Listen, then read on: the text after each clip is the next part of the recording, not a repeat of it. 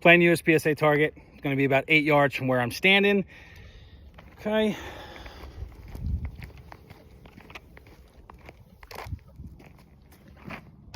All right.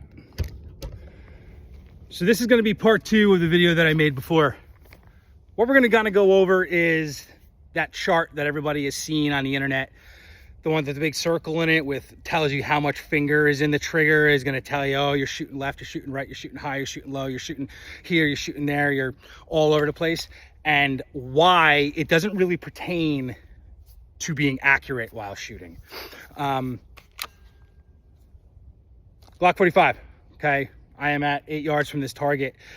What we're going to do is we're going to go over some really basic things here. I want to go over why the amount of finger that goes inside a trigger does not matter if it's going left or right. All right, so what I'm going to do is I am going to stick my finger inside the trigger, okay, as far as I physically can. All right, almost to the knuckle. All right.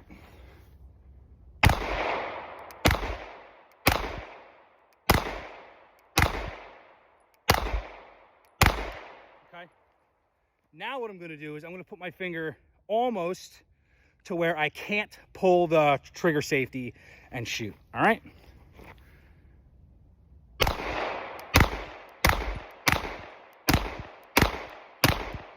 All right. Now I'm going to do what we like to call slapping the trigger or jerking the trigger. Okay.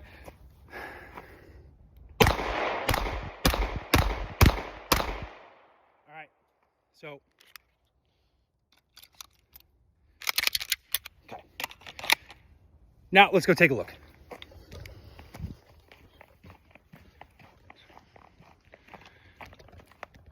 All right, you notice all our shots are in the A zone in this fist size group. Really being really tight with accuracy. So if this is what we're seeing after me doing all the things that the internet says not to do when you shoot a gun, why? Because the issue is you are not a low and left shooter. You are not a high and right shooter. You are putting too much movement in the gun shooter. All right, what you need to learn to do is you need to learn to pull the trigger of a gun by isolating the trigger and just pulling the trigger. What dudes are doing, which looks like this most times, or right and left, is because you are not isolating a trigger when you shoot. What you're doing is you are gripping the gun, right? And then you are fighting the gun and you're moving the gun. You're putting too much movement into the pistol.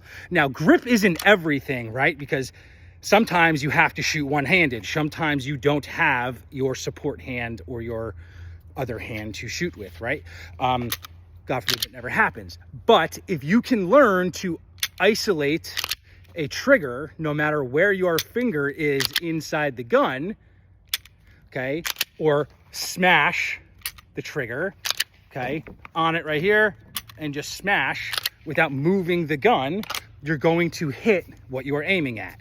Now, it's going to take some time and practice. I'm not saying this is something that happens right away, but yet circle chart that has all the things on it, throw it in the garbage, because what's happening is dudes are relying on that to fix their problems.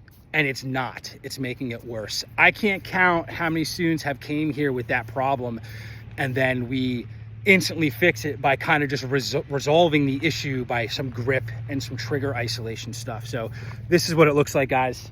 All right, don't believe everything you see on the internet. Pay attention to what's happening. Get out there, train, and get it done.